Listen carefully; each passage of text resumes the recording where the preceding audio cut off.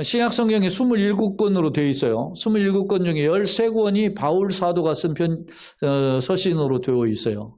그런데 그 다음으로 신약성경에 많은 성경을 이제 기록한 사람이 사도 요한이에요. 사도 요한은 5번, 요한복음과 요한계시록이 있고 요한 1, 2, 3서가 있어요. 그래서 5권이죠. 그러니까 요한이 신약성경에서 차지하는 비중이 꽤 크다 말입니다.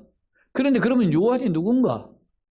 예수님의 12제자 중에서 또 추가로 예수님이 별도로 임명한 바울 사도 포함하면 13명인데 이 사도들 중에 제일 오래 살은 사람이에요. 가장 어렵고 젊었고 가장 오래 살았던 그런 제자예요. 그런데 그가 마지막까지 죽기 전에 편지를 통해서 쓴 교훈들, 과연 그는 어떤 말씀 썼는가 주목할 필요가 있어요. 특히 오늘 우리가 이 요한1서를 보는데 요한복음을 먼저 생각해 보아야 할 필요가 있고 요한1서, 2서, 3서를 보고 그 다음에 요한계시록을 연결되는데 자, 요한이 누굽니까? 예수님과의 관계에서. 예수님과의 관계에서 엄밀히 말하면 이종사촌이에요. 그 이종사촌은 사촌형이라면 예수님이. 그러면 예수님의 사촌형인데 예수님을 공생에 처음 따라다닐 때 사람들이 예수님의 가족들, 형제들이 자기 형 미쳤다 그랬어요. 근데 요한은 어떻게 따라다녔을까? 희한하잖아요. 근데 그 미쳤다고 하는 사람들이었던 예수님의 동생들, 야고보, 유다, 이런 사람이 나중에 예수님을 그리스도, 메시아로 고백을 해요. 어떻게 그런 일이 벌어질 수 있었을까? 생각해 보세요. 아무리 그래도 우리 형이 어느 날 갑자기 예를 들어서 대통령이 됐다. 그러면 뭐라고 하겠어요? 그 원래 막 별 볼 일도 없는데 그랬다. 이렇게 하겠습니까? 그렇게 하는 사람도 혹 있겠지만 대단하게 생각할 수 있겠죠. 근데 아무리 그렇다 하더라도 자기 형이라든지 아니면 자기 사촌 형을 메시아라, 구세주라, 그분을 믿어야 구원받는다. 그분이 나를 위해 십자가에 죽으시고 부활하셨다. 이걸 어떻게 말합니까? 이게 세상 말로 구라가 아닌 이상 비과학적이고 비논리적이고 비합리적이고 비이성적인 건데 그러면 요한에게는 무언가 예수님이 메시아라는 분명한 확증이 있을 거 아니겠습니까? 그러니까 요한이 기록한 요한복음이나 요한이 쓴 요한 1, 2, 3서나 요한계시록만 읽어봐도 사람이 뒤집어진다니까요. 왜 그랬는가를 알 수가 있을 거 아니에요. 그러니까 우리가 정말 이게 성경을 그냥 허투루 접할 수가 없는 거예요. 하나님의 강력한 파워풀한 그런 메시지가 여기 담겨져 있는데. 자, 그러면 요한1서가 언제 주어졌느냐. 오늘 내용을 총론을 한번 살피고 오늘 본문 1절로 4절의 내용을 한번 살펴보도록 하겠습니다. 먼저 서론 부분 영상으로 오늘은 영상 화면이 5화면이 준비되어 있는데 화면을 한번 살펴보겠습니다. 첫 번째 화면입니다. 본서는 여러분은 교재를 받으셨으니까 현장은 교재 보겠습니다. 사랑의 편지, 그 진리의 변증서라고 읽었는다. 요한 1서에 보면 4장 8절에 여러분 저 서초동에 사랑의 교회가 있지 않습니까? 사랑의 교회가 왜 사랑의 교회예요?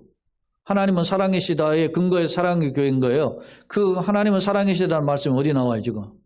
요한 1서 4장 8절 아닙니까? 자, 그래서 사랑의 편지 그렇게 표현하고 있고 진리의 변증서, 진리가 무엇인가를 변증하고 있단 말이죠. 진리가 누굽니까?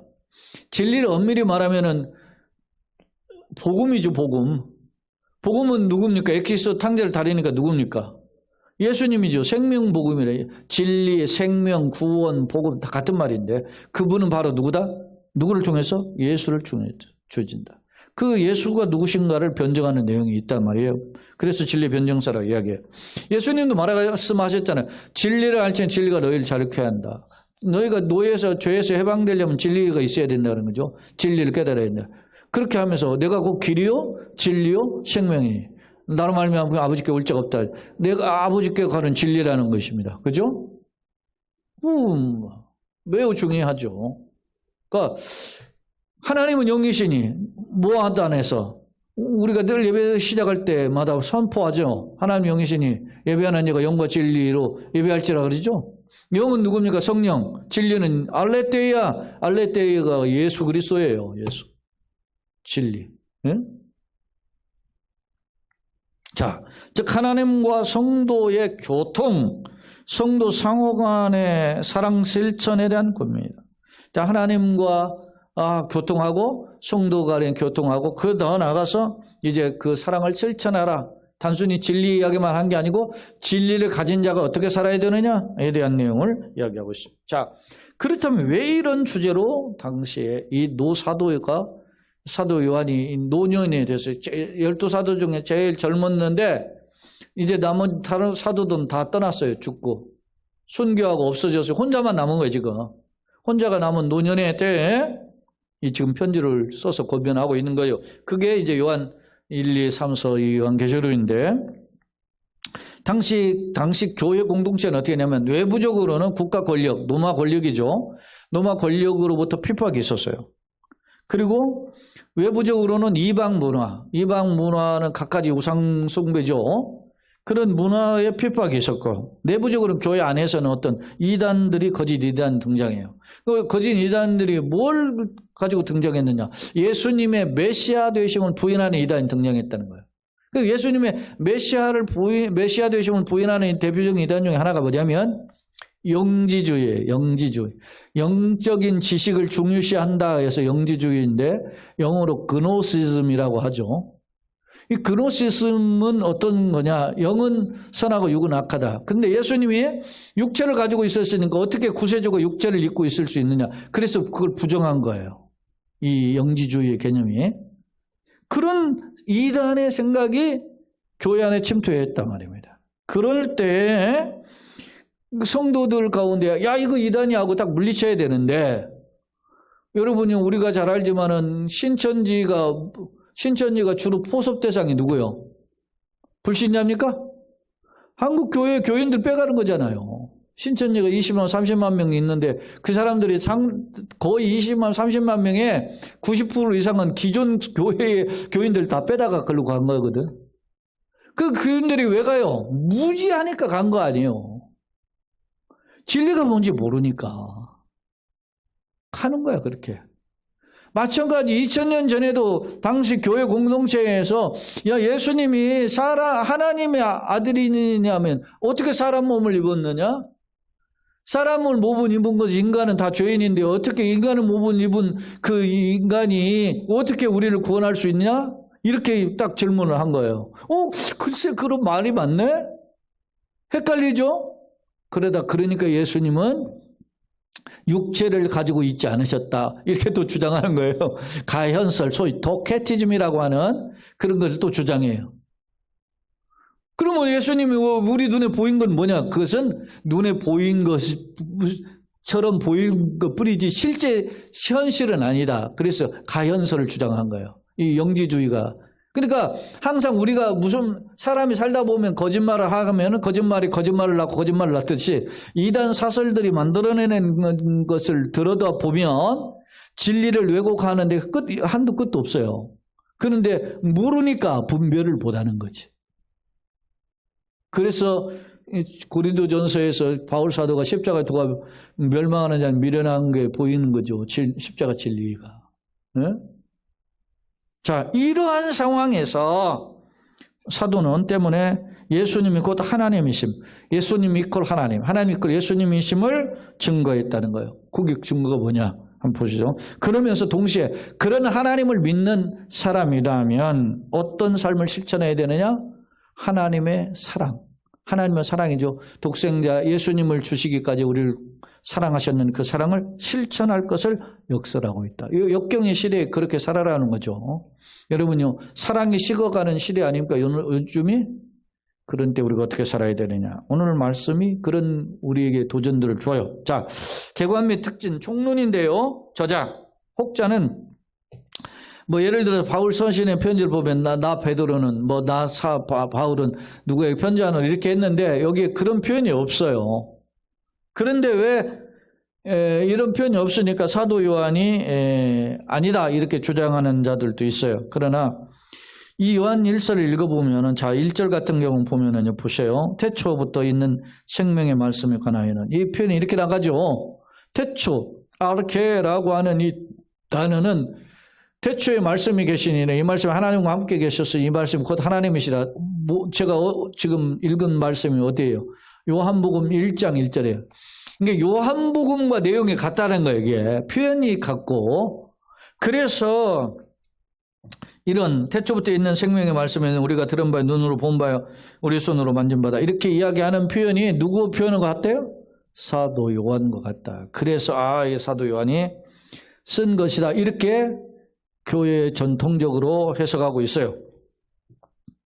그런 근거들이 제가 앞서 교재에 보면은 지금 화면에도 두 번째 화면으로 보여지죠, 지금? 나오는 거죠. 오늘 요한일서 1장 1절과 요한복음 1장 1절, 2절, 4절, 10절과 같다. 또 요한일서 1장 4절과 요한복음 15장 11절, 16장 24절과 같다. 요한일서 3장 23절과 요한복음 13장 34절과 같다. 요한일서 4장 2절과 요한복음 1장 14절과 맥을 같지 않는. 이게 다 사도 요한이 썼다라는 어떤 저작설에 대한 증거들이란 말입니다. 세 번째, 그럼 누가 편지를 받았나? 교회 수신자는 교회 공동체다. 당시에 나의 자녀들아, 나의 아이들아, 나의 형제들아, 이런 표현들을 사용하면서 교회 공동체임을 알 수 있어요. 언제 기록했느냐? 85년경 서기에서 100년경인데, 당시 시대적으로 보면 서기 80년에서 100년 사이에 앞서 제가 이야기했죠. 영지주의, 영적인 것을 영적인 지식을 선하게 생각한, 그것만이 참된 지식으로 생각하는 사람들이 영지주의인데, 그런 이단들이 등장했는데, 그 이단들이 어디에 침투해요? 교회에 침투해서 교회에 예수님이 어떻게 오셨어요? 육체로 오셨잖아요. 하나님의 아들이신 독생자가 어떻게 세상에 인간의 몸을 입을 수 있느냐? 그걸 부인하게 되는 거죠.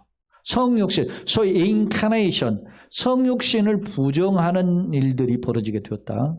누가? 영지주의로 인해서.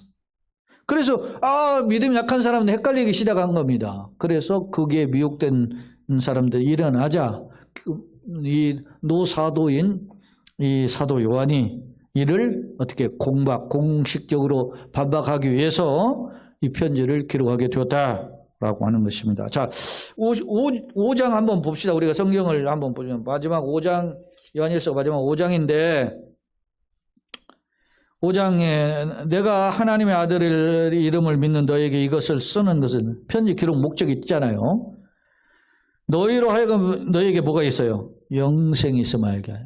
예? 영생이 없는, 생명이 없는데도 헷갈려가지고 뭐 왔다 갔다 그렇게 하는 자가 아니라 참된 진리를 알게 하기 위해서 이 편지를 썼다라는 것을 보여줘요.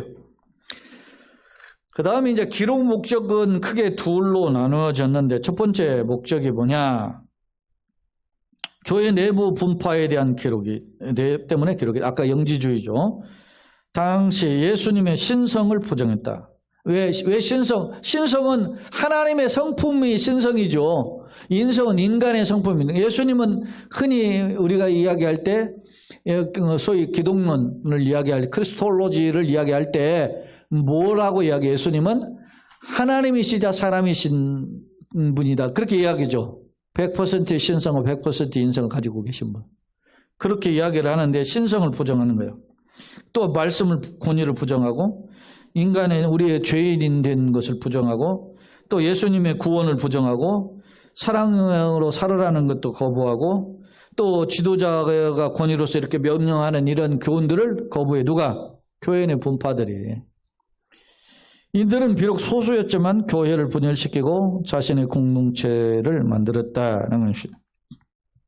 자, 세 번째 화면이면서 이제 목회적 대응인데, 이 이단의 잘못된 점을 어떻게 해요? 폭로하고, 이건 이단의 잘못된 부분이다. 성도에게 진리의 확신을 심어줌으로써 교회를 세우고자 했던, 건강한 교회를 세우고자 한 거죠. 자, 교회의 본질은 뭐다? 사랑이다. 성도가. 그래서 이 요한일서는 앞서 이야기했죠. 하나님의 사랑이시니라 해가지고 사랑의 편지라고 얘기했는데, 이런 표현이 있어요. 자, 보는 바 형제를 사랑하지 못하고 보지 못하는 바 하나님 어떻게 사랑할 수 있느냐. 그러니까 내가 하나님 사랑한다고 하면서 가난하고 힘든 사람 돌보질 않아. 그러면 교회가 그 책임을 다하지 못한다는 겁니다. 형제들하고 막 싸우면서 난 하나님 믿습니다. 이건 건강한 태도가 아니라는 거죠. 그러니까 내가 예를 들어 살면서 내가 하나님을 열심히 믿는데 때때로 불협화음이 있을 수 있을 거 아닙니까? 예? 가까운 형제나 이웃 관계 속에서 이런 게 있어요. 이걸 잘 해결하는 게 지혜라는 거예요. 예수님도 산상수훈에서 뭐라고 하셨어요? 네가 하나님께 제단에다가 제물을 드리려고 하다가 형제와 싸운 것이 생각나거든. 제물을 제단 앞에 우선 놔두고 다시 와서 형제와 화해하고 와서 드리라. 그러면 하나님이 기뻐 받으신다는 거예요. 에? 근데 내가 교회는 열심히 다니는데 세상은 막 소위 세상 말로 속된 말로 개판으로 산다. 이거는 바른 신앙이 아니라는 거예요. 그러니까 내가 예수를 믿으면 예를 들어서 가정에서 결혼해서 남편이든 아내든 아니면 부모님이든 형제든 아니면 자녀 손들에게 어떤 긍정의 영향을 줄 수 있어야 되는, 그걸 못하면 고민해야 되는 거죠. 그게 나의 어떤 고민이 되어야 된다, 이런 것입니다. 그래서 사랑의 편지다 이라. 더 나아가서 너희는 세상에 뭐라고 했으면 소금은 세상 빛이니까 그런 영향을 주기는 자로 살지 못한 걸 고민해야 되는 것이 우리의 모습이다, 이런 것을 보여주죠. 자, 그 다음에 이제 계속해서 죄사함, 예수의 모범, 빛 가운데 행하라. 그럼 재림시에 성도는 어떤 자세를 취할 것인가? 기도할 때 응답을 확신하고 기도해라 그랬죠. 자, 적그리스도는 누군가? 적그리스도는 적은 대적할 적자잖아요. 그리스도의 반대자다. 그래서 안티기독교 그런 말 하잖아요. 예? 안티기독교가 번역이 적그리스도지 뭐예요? 예? 요즘 안티가 많이 있지 않습니까, 지금? 그 다음에 이제 내용을 들여다보면, 전개해보면, 이단 사상, 아까 영지주의 이야기했죠? 그 영지주의에 대한 반박과 사랑을 실천하는 삶을 강조했다 그랬죠. 내용을 들여다보면, 하나님과의 교제의 근거는 우리를 구원하시는 하나님의 사조 연총이다. 참된 신앙의 특징은 거룩해야 된다. 그 다음에 의와 형제의 사랑을 실천해야 된다, 이런 걸 강조하고 있고, 거짓 영을 분별해요. 거짓 영을 어떻게 분별해요? 교회 와서 이거 예수 믿는 척 하면서 교회를 막 뒤집어 놓잖아요. 그게 거짓 영이에요, 그게. 예수님, 하나님 이야기한 게 다 이야기하죠, 막. 누가, 신천지가. 오늘 오늘인가 내일 하죠? 지금 대구에서 10만 명 모이잖아요, 신천지? 그렇게 난리를 쳐놓았는데도 10만 명씩 모이잖아요. 대단한 거, 이게. 그 우리가 이런 이단들이 생명도 없는데 죄송합니다만 생명도 없는데 저 짓을 하는 것을 우리가 한번 보아야 될 거 아니야. 근데 우리는 생명을 가지고 있는데 참 겁쟁이로 살아. 이게 우리가 한번 가지고 되돌아볼 필요가 있어요. 우리가 한번 돌아볼 필요가 있는 거죠. 자. 그리고 이제 우리가 세상에서 승리, 구원의 확증은 참된 경건, 이런 것입니다. 자, 그러면 이제 성경으로 와서 오늘 1절로 4절의 말씀을 한번 들여다보겠습니다. 좀 속도를 좀 빨리, 제가 오늘 화면이 5개라 오늘 벌써 세 화면을 했죠. 한번 내용을 한번 1절로 4절의 내용을 한번 들여다보겠습니다. 자, 태초라 했어요. 이 태초라는 단어는 헬라어로 아르케인데 여러분요, 이 태초라는 표현이 성경에 창세기 1장에서 태초에 하나님이 천지를 창조하셨다라고 이야기하고 있고, 요한복음 1장 1절에도 태초에 말씀이 계시는 그 말씀 하나님 함께 계셨으니 이 말씀 곧 하나님이라 이렇게 표현하고 있고, 오늘 1절에도 태초에 있는 생명의 말씀에 관하여는 우리가 들은 바요 이렇게 표현하고 있죠. 이 태초가 뭐냐? 자, 창세기 1장 1절의 태초의 개념은 태초에 하나님이 천지를 창조하시니라. 자, 이때 태초는 히브리어로 베레시트죠. 베레시트인데 베레시트는 왜냐하면 구약성경은 히브리어고 신약성경은 헬라어로 되어 있으니까 그 단어가 다른데 이 베레시트라는 것은 이런 그 모든 만물이 시작할 때를 가리켜요. 베레시트라는 단어가. 근데 여기 지금 우리 요한일서 태초의 arche라고 하는 이 단어는 이런 만물이 시작하기 이전에 그런 뜻이에요. 이게 그래서 신학은 머리가 아픈 거야. 벌써 이렇게 제가 이야기하려니까 목사님 뭐 그렇게 복잡하게 설명하려고 합니까? 자, 시간적인 개념 볼 때 창세기 1장에 베레시트라고 하는 태초에라는 이 단어는 뭐예요? 모든 만물이 시작하는 시점에 그런 뜻이란 말이에요. 그러니까 시간의 시작이라고 한다면 이 요한일서 1장 1절 태초의 이 단어는 이런 것들이 있기 이전에 그런 뜻이에요. 그래서 신학자들은 창세기 1장 1절의 베레시트보다 요한복음 1장 1절과 요한일서 1장 1절에 나오는 아르케가 시간적인 개념으로 볼 때 더 먼저다 이렇게 이야기해요. 그러니까 모든 것이 있기 전에 누가 있어요? 태초부터 그 전부터 뭐가 있어요?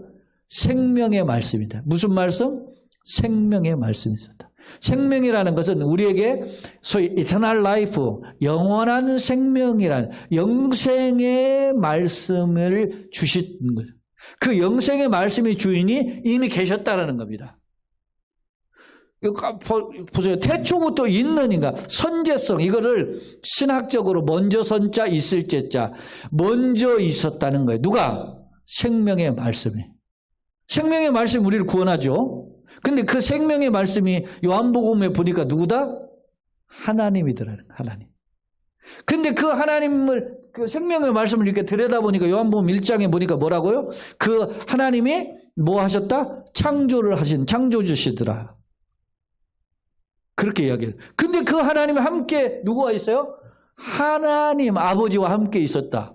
근데 그분이 그 말씀이셨던 그 하나님이 소위 인간의 몸을 입으셔서 성육신, 인카네이션을 했단 말이에요. 성육신, 거룩한 육신이잖아요. 우리가 한자로 표현하면 거룩할 성자, 우리 육신이니까. 인간의 몸을 입으셨다. 인간의 몸을 입으셨는데 우리가 그걸 보니까 그 인간의 몸을 입으신 양반을 보니까 누구더라? 하나님 품에 있었던 하나님의 아들 독생자의 모습이더라. 그래서 그 독생자가 오니까 하나님이 그 세상을 향해서 저를 영접하면 나의 하나님으로 받아들이면이죠. 영접이라는 것은 믿으면 그런 뜻이죠. 영접하면 그에게 무슨 하나님의 자녀가 되는 권세를 주셨다. 이렇게 이야기하는 거예요. 자, 요한복음과 맥을 같이 한다니까 지금 요한복음 제가 간단하게 건드렸고 1절 다시 와요. 태초부터 있는 생명의 말씀에 관하여는 우리가 뭐 했어요? 들었어요. 뭘로 누구한테 들었어요? 사도나 누구한테 전해줬죠. 그러니까 그걸 들을 거 아닙니까? 들었고 눈으로 보았다. 목격자네 이거는. 들었다. 보았다. 그런 거죠. 자, 우리 속담에 백문이 불여일견이죠. 백문 100번 들을 문자 100번 듣는 것보다 불려 같지 않다. 일견 한 번 보는 거 볼견자죠. 한 번, 자 100번 듣는 것이 한 번 보는 것만 같지 못하다 그런 말이에요. 그냥 100번 보는 한 번 보는 것만 못하다 100번 듣는 게. 자, 근데 여기 지금 보면 우리가 뭐라 그랬어요? 들었고 우리 눈으로 뭐요? 보았다. 이건 무슨 뜻이겠어요? 내가 태초부터 있는 생명의 말씀을 뭐요? 들었고 본 뭔 사람이다? 목격자라는 말이야. 자, 여기에서 더 나가서 우리의 손으로 뭐라고? 만지마, 터치했다, 경험했다. 이거는 보고 들은 것보다 더 한술 더 어떻게 해요? 더 터치해 본 거죠. 자, 코끼리가 있는데 앞을 보지 못하는 시각장애인들이 각각을 만졌어요. 코끼리가 어떻게 생겼을까? 그러니까 어떤 사람은 뭐냐, 긴 원통처럼 생겼다더라. 아니 나는 그랬다네. 무슨 벽과 같이 있던데?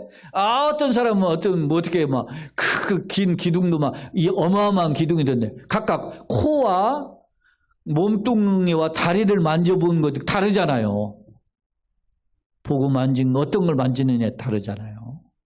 자, 오늘 지금 1절을 다시 한번 정리해 보면 태초부터 있는 무슨 말씀? 생명, 구원의 말씀이죠. 영생을 주시는 말씀에 관한 우리가 들었고 또 뭐였고 보았고 또 어떻게 했다? 만진 바 됐다. 이게 우리가 목격자라는 거예요. 그 목격자인데 자 보세요. 이 생명은 영생이죠. 영생의 말씀이 나타났다는 거예요. 어떻게 나타났느냐? 이 영원한 생명을 우리가 뭐였어요? 보았고 증언하여 너에게 어떻게 전하노니. 너희는 지금 누구예요? 지금 교회 공동체 사람들에게 편지 쓴 거죠. 지금 이는 누구예요? 이는 앞서 태초부에 있는 생명의 말씀이죠. 그 생명의 말씀이 누구와 함께 있다가 아버지 성부 하나님이죠. 성부 하나님과 함께 계시다가 우리에게 어떻게 나타나셨다.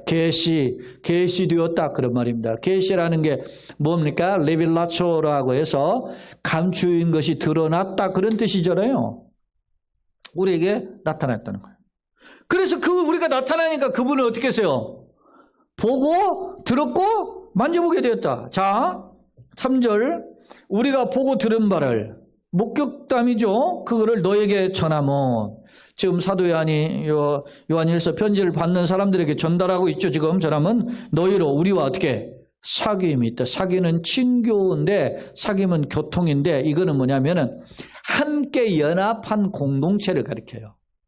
그러니까 예를 들면은 이 당시의 사회에서는 누군가하고 같이 앉아서 밥을 먹는다든지 차를 마신다는 것은 뭐 하는 거예요? 이게 친교, 교통하죠.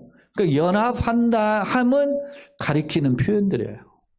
너희와 우리가 사귐이 있게 하려 함이니 우리의 사귐, 우리의 이런 친교, 연합은 자 계속 읽어봅시다. 누구와? 아버지, 성부 하나님과 그의 아들 누구? 예수 그리스도와 더불어 뭐요? 누림이라. 그분 때문에 이렇게 누리는 것이다라는 겁니다. 예? 교통의 그 궁극적 목적이 뭐냐라는 거 보여줘요. 그러면서 우리가 이것을 쓰면 편지를 쓰는 거죠. 지금 사도 요한이 편지를 쓰는 것은 우리의 기쁨이 뭐라고? 충만할. 왜 충만할까요? 여러분 보세요.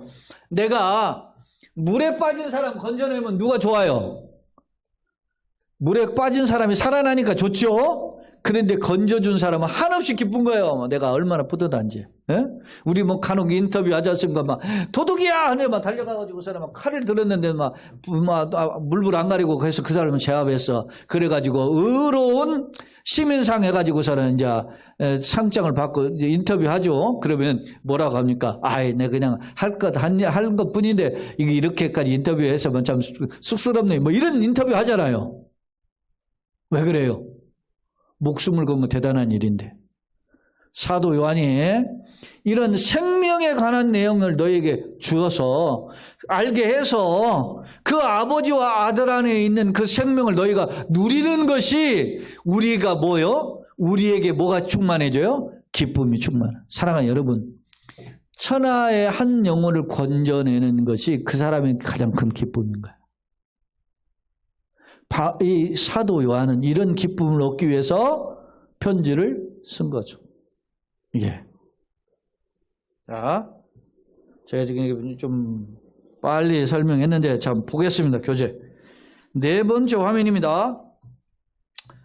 자, 사도는 우리가 체험한 예수는 누구라? 창조주다. 창조주요. 또 누구요? 생명의 주인이시다. 그러면서 누구? 메시아. 메시아는 히브리어고 그리스도는 헬라어죠. 구세주다. 그런 말이 우리는 번역하기를 메시아와 그리스도를 가리켜서 구세주다 이렇게 표현하고 있죠. 자, 1절 2절 태초부터 있는 생명의 말씀은 우리가 목격한 성육신 하신 그리스도 메시아이심을 증거했다. 태초부터 있다 생명의 말씀이 영원 전부터 앞서 제가 선제성 신학적으로 선제성 이야기했죠. 자, 생명의 말씀은 성육신 하신 예수 그리스도를 가리킨다. 또 복음이다. 또 우리가 들었고 보았고 만진 바다. 이건 뭐요? 역사 속에서 나타나신, 현현은 나타나시죠. 나타나신 예수님을 만나본 내가 목격자다라는 점을 강조하고 있어요. 3절 4절 이 편지를 쓴 목적이에요. 자, 하나님과 교제를 통해서 기쁨이 자신이 충만케 하기 위해서. 이거는 저 사람들이 예수를 만나고 그걸 통해서 내가 기쁨이 충만하기 위함이다. 그런 거죠. 성도의 교제는 성부와 성자와 교통하며 참된 기쁨을 누리는 것을 역설적으로 보여주죠. 자, 결론 부분입니다. 결론. 자, 본문은 오늘 1절로 4절이죠. 서신의 기록 목적과 주제, 이 서신의 주제가 잘 나타내서 서신이 누구의 주제가 뭐예요? 생명의 말씀이다. 그 말씀이 태초에 어떻게 해요? 하나님과 함께 계셨는데 그 하나님을 내가 생명의 말씀인 하나님을 내가 들었고 보았고 만져보았다. 그래서 그분이 누구예요? 아버지와 함께 있는 예수님 아들이신데 그분을 너에게 쓰는 목적은 어떻게 해요? 그분과 사귐이 있고 하나님과 사귐이 있어서 더 하나님과의 그 관계를 그 친교를 누리게 하기 위함이다라고 이야기하고 있었죠. 자, 예컨대 그리스도 안에서 나타난 생명의 말씀 예수님이죠. 을 역설하고 있는데 이는 당시 이단 사상으로 말미암아 예수 그리스도의 존재를 부인하거나 자 이단들의 특징이 뭐라고 했죠? 예수님은 뭐야 존재를 부인하기 있는 것처럼 보였을 뿐이다라고 하는 가연설도 있었다 그랬죠. 존재를 부인하거나 혹은 오해예요. 예수님은 하나님의 아들이시다 아니다 이거 가지고 또 막 오해하는 거예요. 메시아다 아니다 이거 가지고 오해함에 대해서 예수님과 누군가 그분은 언제부터 있었어요? 태초부터 아까 모든 것이 시작하는 시점이 태초였잖아요. 그 이전부터 계셨던 분이다. 생명의 말씀이다라는 것을 변증하고 있어요. 즉 사도 요한은 서두부터 예수는 누구신지를 분명하게 선포하고 있죠. 예수는 누구다고? 생명의 말씀이다. 그 생명의 말씀을 뭐요? 보았고 들었고 맛보아야만 누려야만 영원한 생명을 누릴 수 있죠.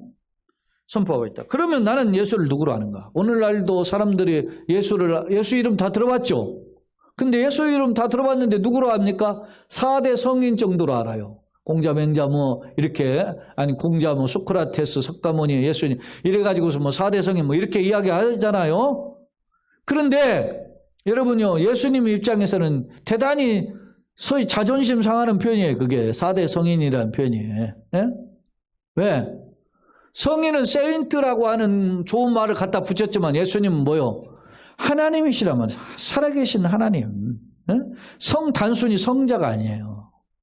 인간이 말이지 거룩하게 된 그런 어떤 무리의 대상이 아니라 말입니다. 예수님을 사실 말하면 4대 성인으로 평가하는 것은 어떻게 해요? 예수님을 못 오가는 거지 사실. 엄밀히 말하면 우리 기독교 신앙으로 볼 때. 아직도 4대 성인 정도로 인식하는 자가 있다면 무지한데 잘 모르는 것이고 적 그리스도를 대적하는 자에 속한 무리와 같다는 겁니다. 그걸 잘 모르는 거예요. 그래서 그러면 예수님 누구냐? 예수님을 인격적으로 어떻게 해요? 교통해. 예수님이 나하고 말씀하신다. 예수님과 한 걸음 한 걸음 같이 우리 찬송 한 걸음 한 걸음 주 예수와 함께 날마다 우리는 걷게는 그러잖아요. 예수님이 보이냐고. 예수님이 어떻게 나와 함께 있다는 걸 아냐고. 이게 안 믿는 사람이 생각할 때는 그 웃기는 소리거든 다 이게. 미친 소리고. 그러니까 이 사람들이 제일 먼저 뱉는 말이 뭐예요? 교회가 없어져야 된다 그러잖아요. 교회가 없어져야 된다는 말이 옛날보다 더 지금이 또 누구로 됐어요? 교회 망해야 된다. 왜 그렇다고 봅니까?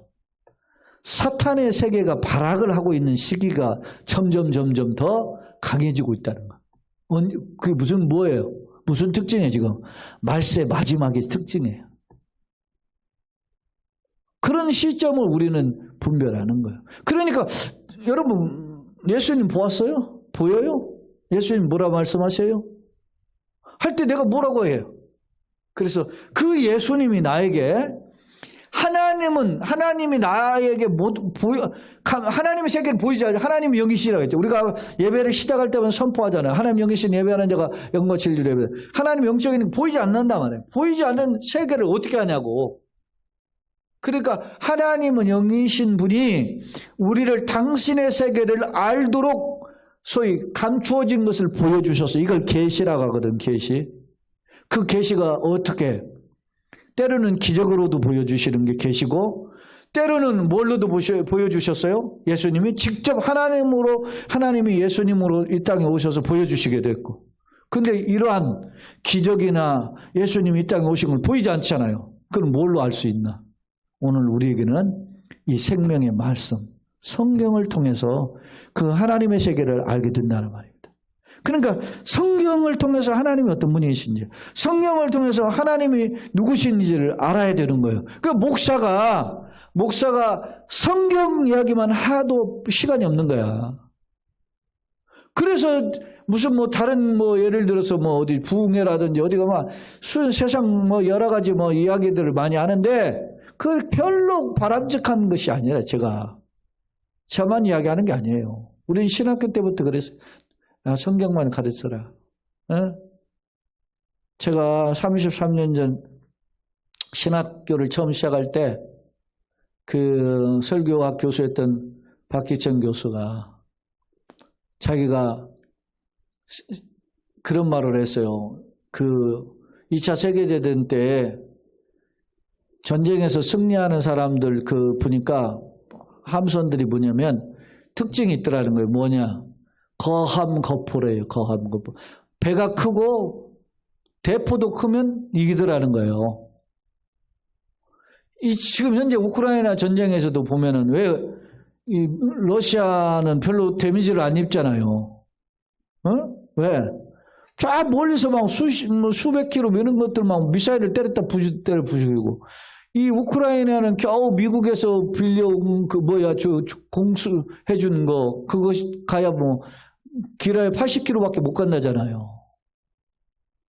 그러니까 현장에 맞닥뜨려가지고서나 싸우는 것은 우크라이나가 지금 막 사기도 충천하고 하니까 이기는데 저 미사일로 쏟아붓는 걸 못 막지 않습니까?